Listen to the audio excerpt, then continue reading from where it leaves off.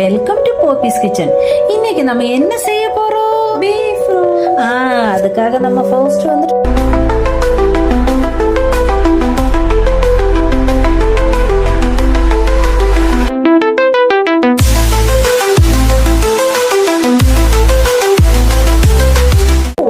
Beef எடுத்து கழுகி cut பண்ணி நல்லா கிளீன் ஆக்கி வச்சிருக்கோம்.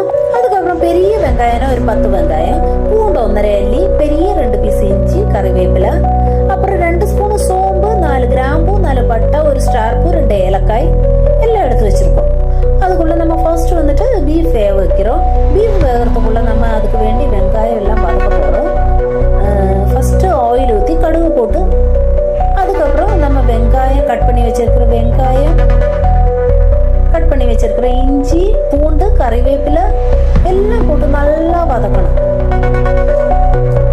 நல்லா வதங்கிட்டு இருக்கும்போது அந்த டைம்ல நம்ம ஒரு தேங்காய் எடுத்து அதுவும் கட் பண்ணி அதுவும் நல்லா ஃப்ரை பண்ணி வச்சிடும்.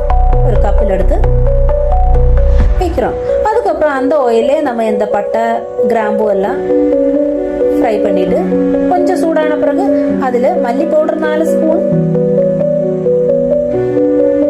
அப்புறம் சில்லி பவுடர் 3 ஸ்பூன் எடுத்திருக்கோம், மஞ்சள் பவுடர் 1.5 டீஸ்பூன் எடுத்திருக்கோம், அப்புறம் கரம் மசாலா 2 ஸ்பூன் எடுத்திருக்கோம், கொஞ்சம் காய பவுடர் எல்லாம் போட்டு கொஞ்சம் சூடான பிறகு நம்ம அது மிக்சியில போட்டு நல்லா பவுடர் பண்ணி இந்த வெங்காயம் நல்லா வதங்கிய பிறகு அதுக்குள்ள போடுறோம்.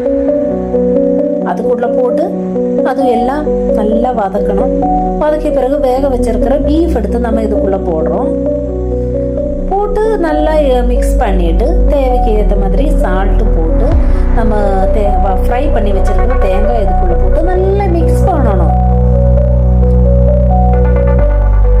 கொஞ்சம் ஒரு ரோஸ்ட் பண்ணனால கொஞ்சம் ஒரு ட்ரை ஆன மாதிரி இருக்கு.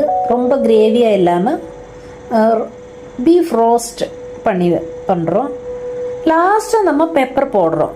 3 ஸ்பூனு பெப்பர் போடுறோம்.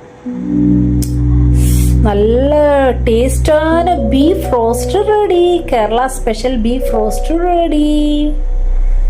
நீங்களும் ட்ரை பண்ணி பாருங்க. பிடிச்சிருந்தால் கமெண்ட் பண்ணுங்க.